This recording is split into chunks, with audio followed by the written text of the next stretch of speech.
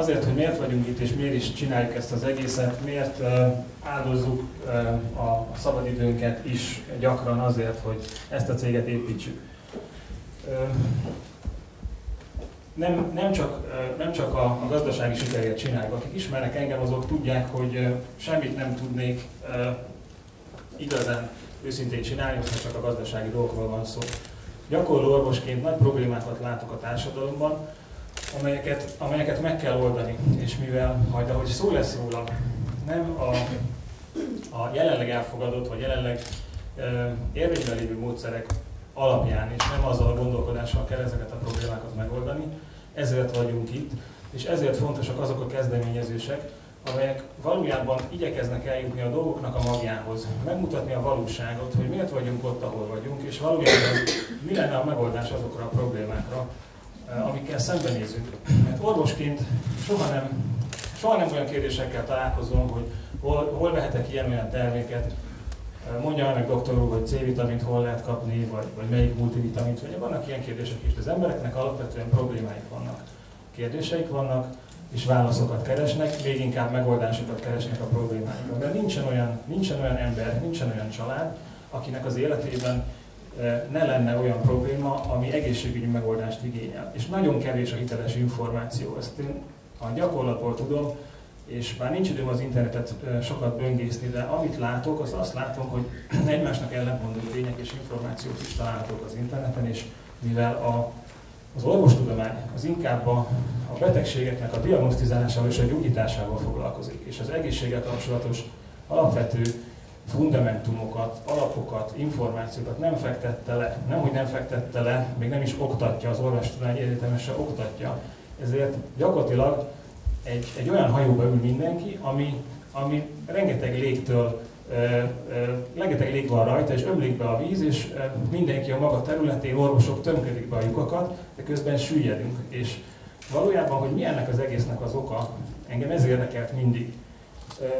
Miután az egyetemen végeztem, felajánlottak állást az egyetemen, ami gyakorlatilag 10 embernek adatott meg az egész évfolyamból, és én 9 hónap után felmondtam, mert azt mondtam, hogy azon az elvek szerint, ami szerint nekem, hogy gyógyítani kellene, én azokkal nem tudok azonosulni, nem tudok így gyógyítani, és kvázi légüres térbe kerültem, de még ez is jobb volt, mint egy olyan rendszernek a fogaskereke lenni, amivel nem vettem részt szívesen, amit tudtam, hogy nem igazán a megoldást nyújtja az embereknek. És amióta ez a döntés megszületett, hát ez 1997-ben kezdtem orvosként dolgozni, ez 1998-ban volt. Amióta ezt a döntést meghoztam, azóta gyakorlatilag minden erőmmel azon vagyok, hogy kutassam az egészség alapjait, és megoldásokat találjak az embereknek, akiknek kérdéseik vannak. És sok esetben találtunk is, és találtam szövetségeseket is abban, hogy ezeket összegyűjtsük és lefektessük, mert a magányos tudósok, polihisztorok ideje lejárt. Most olyan összefogásra van szükség különböző tudományterületek részéről, ami megfelelő alapot ad ahhoz, hogy az emberek azok tudják, hogy ha kérdésük van, akkor tudnak korrekt választ adni. Vannak olyan kérdések, amire mi sem tudunk válaszolni. Sem Clayton professzor, sem én nem tudunk mindent, de amivel találkoztunk és amit megismertünk, azt szívesen átadjuk és szívesen oktatjuk.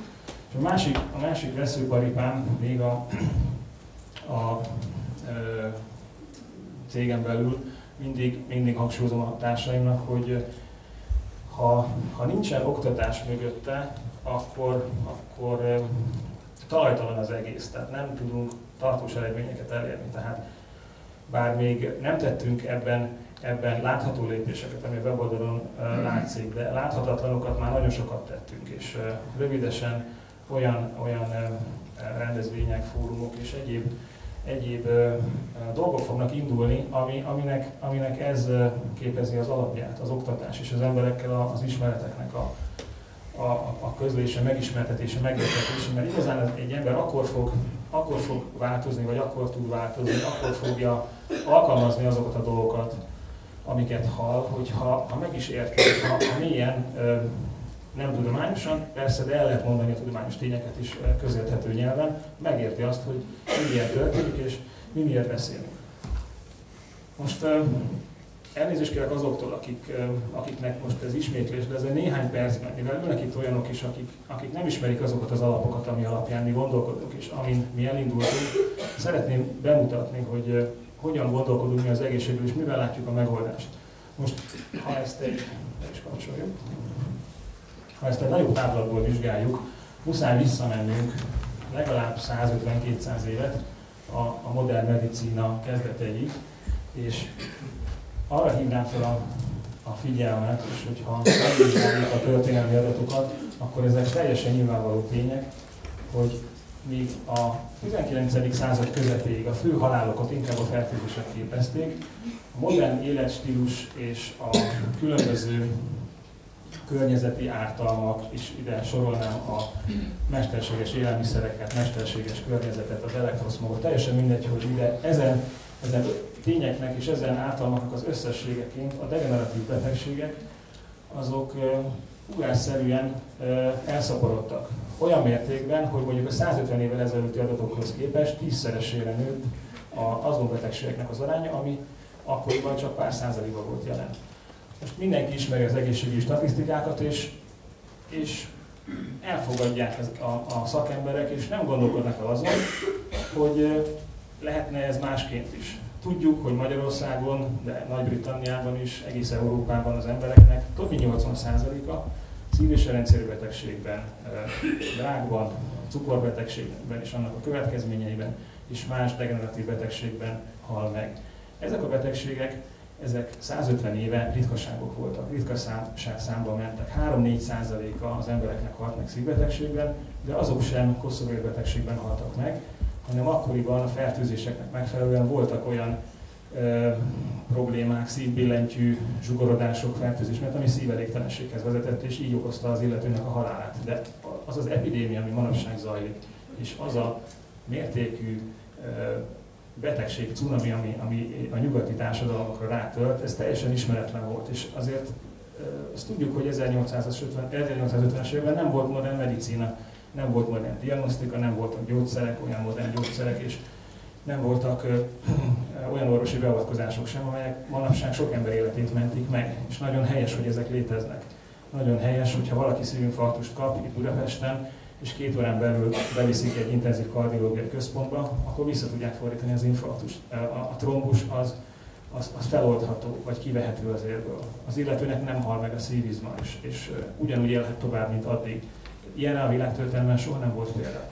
Csak az a szomorú, hogy ezen okokkal nem foglalkoznak, tehát a következményeket elhárítjuk, és aztán egy kis rehabilitáció után hazaküldjük a betegeket néhány gyógyszer felírása után, és élik tovább azt az életet, ami ezt a problémát okozta, és aztán csodálkoznak, hogyha 1 év, 2 év, 5 év múlva a második infarktus elvisz valakit, vagy egy újabb ér elzáródik. Einstein mondta egyszer, hogy az embereknek a legnagyobb ügyessége az, hogy ugyanazt csinálják, mint addig, és más eredményre számítanak. Ha valaki egy bizonyos életmód mellett eljutott egy pontra, ahol gyakorlatilag katasztrófa következett be, egy ilyen katasztrófa, akkor miért gondolja azt, hogy ha ugyanúgy él, vagy még szed pár gyógyszert, akkor nincsen kitéve ugyanennek a veszélynek. Ezért vagyunk most itt, hogy ezeket az alapokat megvizsgáljuk, hogy hogyan lehetne ezen változtatni. Most az antibiotikumokkal nem foglalkozok, hogy maradjon idő másra. Az, amiről most mi beszélünk, és amit Clayton professzor részletesen be fog mutatni, az alkalmazott táplálkozástudomány, vagy angol néven a pharmaconutrition, az egy fiatal tudomány. Gyakorlatilag a szót, hogy pharmaconutrition is Paul Clayton írta le először, kb. 15-16 éve, és azóta már vannak ilyen módon gondolkodó cégek, vannak ezt oktató központok, de még az egyetemi oktatás szintjére ez a dolog ez nem ért le. Viszont örömmel jelenthetem be, hogy kb. 10 napja voltunk a Pécsi Egyetem népegészség és preventív medicina tanszékén, ahol Kis István professzor, az új professzor nagy örömmel fogadott minket, és gyakorlatilag teljesen nyitott kapukra találtunk abban a tekintetben, hogy ezt a szemléletet 2014. februártól orvostanhallgatóknak fogjuk oktatni ott az egyetemen. De november 7-én Paul Clayton tart az egész intézetnek egy egy prezentációt, hogy miről szól ez a tudomány, ott lesz az intézet minden oktatója, és ezt követően a tantervet közösen kidolgozva februártól már egyetemi hallgatók is hallhatják ezt. Ez gyakorlatilag a világon először Magyarországon valósult meg.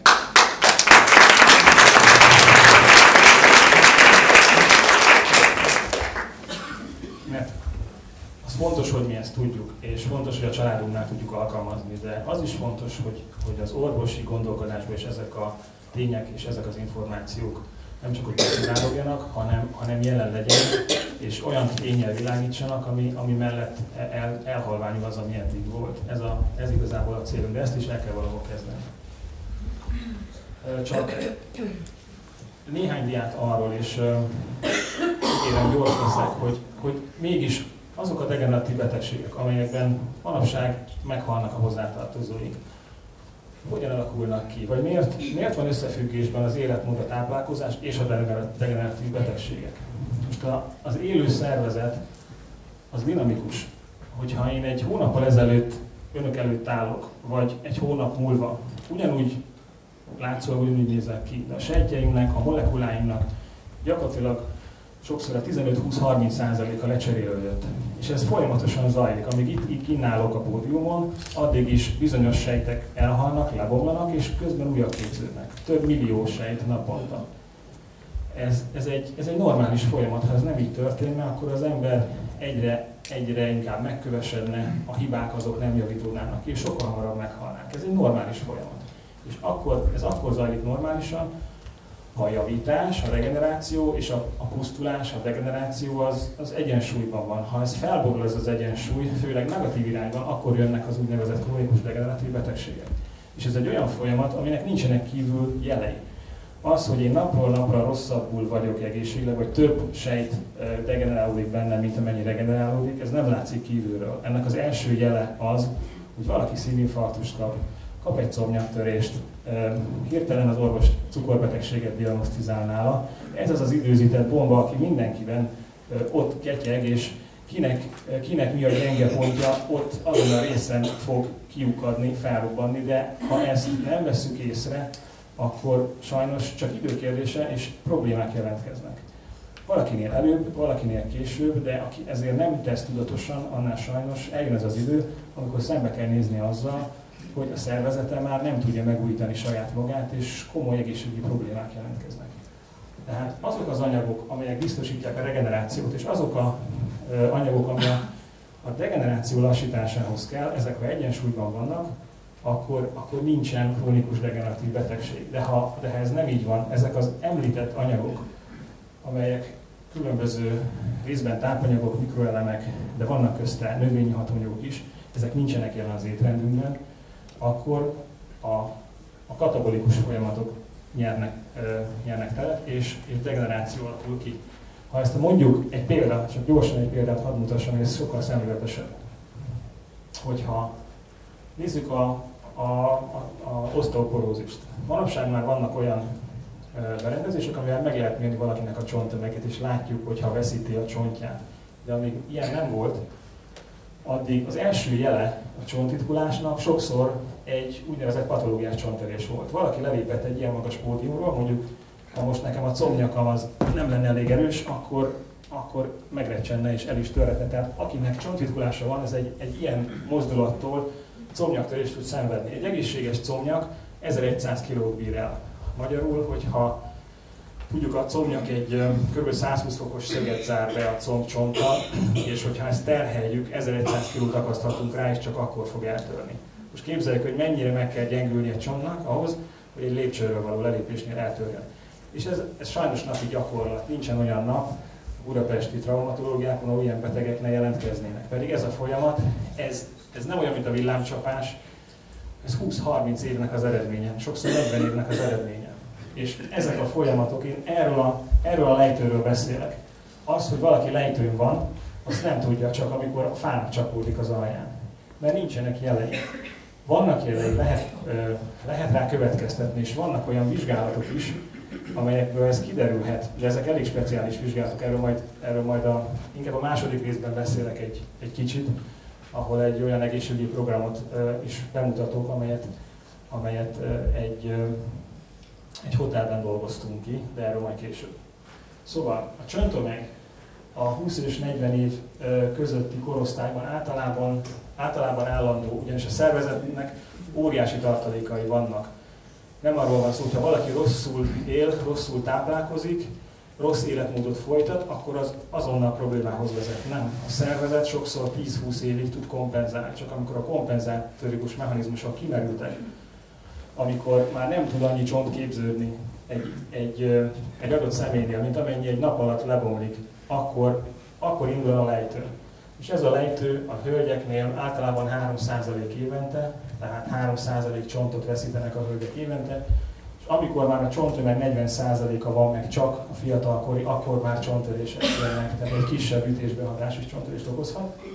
Most ezt a folyamatot az orvosok úgymond normálisnak tekintik, tehát azt mondják, hogy a korral ez teljesen normális. Ez lenne a normális körülbelül. De nem ez.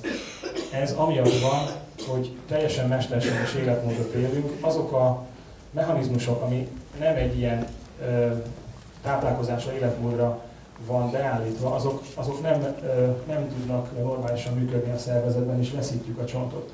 Ha valakinél gyulladás lép föl, a gyulladás az még tovább rontja a csontvesztést, viszont ezt a folyamatot meg lehet állítani. Ha olyan anyagokat adunk, ami megállítja a gyulladást és a csontvesztést, pontosabban lelassítja, mert nem szabad teljesen megállítani. Gondoljunk bele abba, hogyha teljesen megállítanánk a csontvesztést, akkor mi történne? Az történne, hogy a csont az nem épülne újra. Megmaradnának azok a kis trabekulák és a mikrotörések, mert ha mondjuk valaki fut 10 kilométert, ott a csontokban pici mikrofraktúrák keletkeznek. Ezt napok alatt a szervezet kijavítja, de ha ez nem történik meg, akkor ezek a mikrorepedések, ezek összeadódnak, és aztán a csont szerkezete teljesen megváltozik. Tehát a lebomlásnak helye van, de nem mindegy, hogy milyen sebességgel történik. Ha ezt lelassítjuk normális üteműre, és utána adunk olyan anyagokat, amitől épül a csont, akkor a kettő eredője az már pozitív irányba mutat, nem negatív irányba. Tehát akár 60 éves kor fölött is valaki csontot tud építeni. Ezt számtalan esetben bebizonyítottuk a gyakorlatban, hogy ez így van. Minden folyamattal így van a szervezetben. Ha a szív- és érrendszeri betegségeket nézzük, akkor azt tudjuk, és ezt leírták, hisztológusok is leírták, hogy a szervezet óriási erőfeszítéseket végez, annak érdekében, hogy az erekben lerakódott anyagokat eltávolítsa. Megeszünk egy csomó olyan dolgot, amit nem kéne megennünk, azt a szervezet igyekszik eltávolítani, amit nem tud, az lerakódik nyilván, de még a lerakódott dolgokat is igyekszik eltávolítani, de másnap megint megesszük azokat a dolgokat, aztán megint, és fokozatosan egyre nő ez a probléma, egyre vastagszik az érben a lerakódás, mert a lerakódás ellenható mechanizmusok azok lassabbak, mint maga a lerakódás. Tehát nyugati étrenden, ha csak egy kicsit több anyag rakódik le minden nap, mint amennyi eltávozik, akkor kialakul a plak. De ezt is vissza lehet fordítani. Erre mutatok egy példát, ezt is már mutattam. Ez egy 32 hónapos étrendváltásnak az eredménye. Gyakorlatilag többszörös szűkületek, teljes ér eltávolítást és cserét javasoltak a páciensnek, aki ezt nem fogadta el, és 32 hónap múlva gyakorlatilag új eret kapott. De nem kellett megbűnteni. Ezt mindezt gyógyszerek nélkül étrendváltással. Tehát, ha ismerjük azt, hogy működik egy folyamat, akkor be tudunk avatkozni. Most rögtön arra gondolnak, hogy igen, hát vannak olyan készítmények, vannak olyan táplálékkiegészítő tabletták, ami a csont anyagcserét támogatja, ami a csontritkolás ellen hat. És ki kell ábrándítani önöket, hogy a táplálékkiegészítő 90%-a nem működik, mert nem jól tervezték meg. Én név nélkül ismerek egy csomó olyan céget, ahol olyan emberek rakják össze a formulákat, és semmit nem értenek hozzá. Nagyon jó számítástechnikusok, vagy nagyon jó gazdasági szakemberek, de aztán felmennek az internetre, és fél óra alatt összeollóznak néhány anyagot, ezt összekeverik, és kész a táplálékkiegészítő. De aki nem tudja, hogy hogyan zajlanak a folyamatok a szervezetben, az nem tud jó táplálékkiegészítőt csinálni. És ezen a példán, ha már a csontnál tartok, a csont példáján akarom megmutatni, hogy ez hogyan történik. Most a csont már nem látszik, két részből áll. Van egy szerves és egy szervetlen része. Ha a csontot beáztatjuk ecetbe, akkor a sók kioldódnak, és utána a csontra görcsöt lehet kötni. Ezt biztos ismerik. Ez a rugalmas anyag, ami gumiszerű anyag, ez a csontnak a szerves része, aminek a fő alkotóeleme a kollagén, és különböző glükozaminoglikánok, proteoglikánok is alkotják. Ahhoz, hogy csont épüljön, nem csak kálciumot meg D-vitamint kell bevinni, ez olyan, mintha fel akarunk mondjuk egy tetőt meg akarunk építeni, és oda viszünk cserepeket, meg munkásokat. És nincsenek gerendák. Lesz ebből tető? Soha nem lesz. Tehát az olyan készítmények, amiben csak kálcium meg D-vitamin van, azok a legjobb esetben is csak kiürülnek a szervezetből, rosszabb esetben a kálcium lerakódik az erekben, mert például, ha kevés a K-vitamin a szervezetben, akkor nem lesz, ami megmondja a kálciumnak, hogy a csontba menjen, vagy az erekben rakódjon le.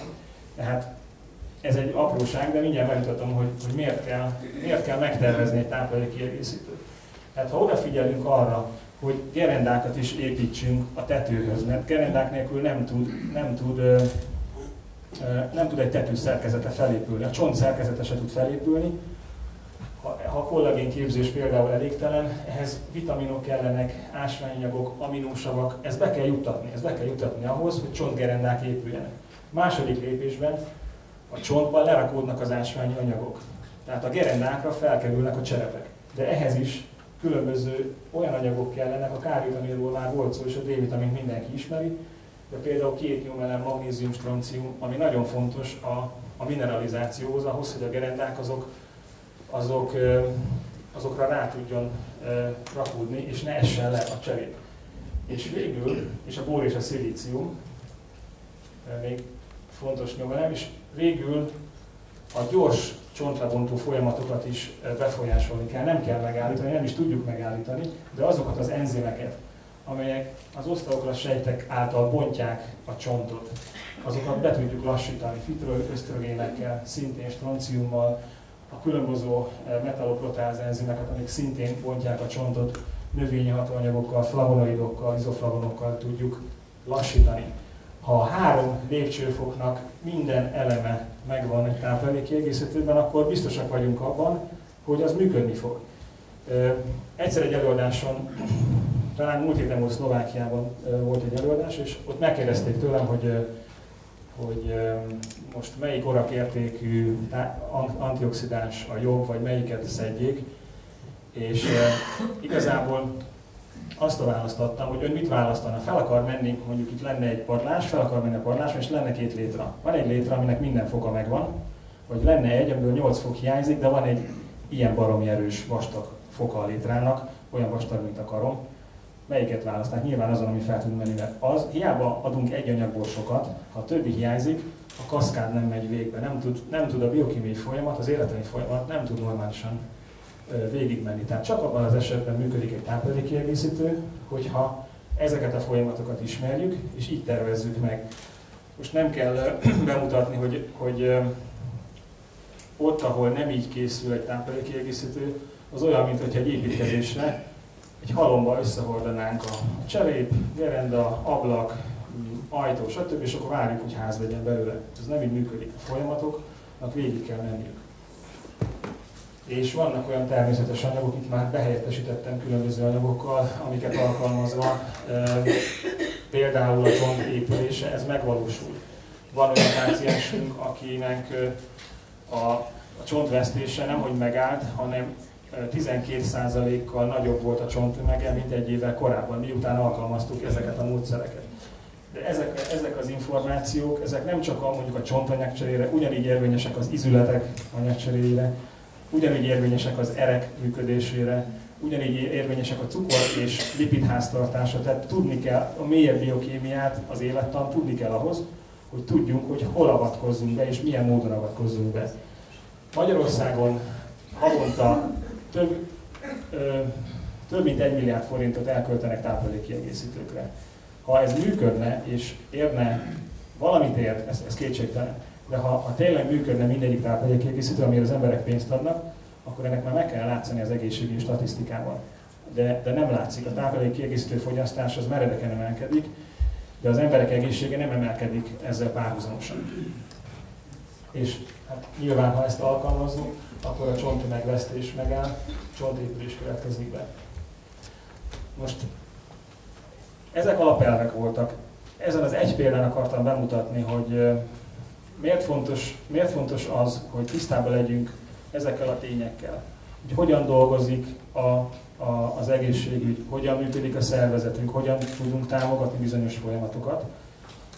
Ez az egész tudományág összefoglaló néven ezt pharmaconutritionnek nevezte Clayton professzor, aki hát járja a világot olyan, mint egy drón, aki szedi össze az információt mindenhonnan, és gyakorlatilag olyan információkat és tényeket és cikkeket küld nekem rendszeresen, amire én nem figyeltem volna föl, mert én mondjuk abban az időben más csinálok, tehát nagyon nagy segítség ő nekünk, és amikor felkértem, elfogadta a meghívásunkat, nem csak olyan szinten támogatja a cégünket, hogy eljön előadásokat tartani, hanem az oktatóanyagok összeállításán keresztül, a készítmények formulázásán át mindenben segít.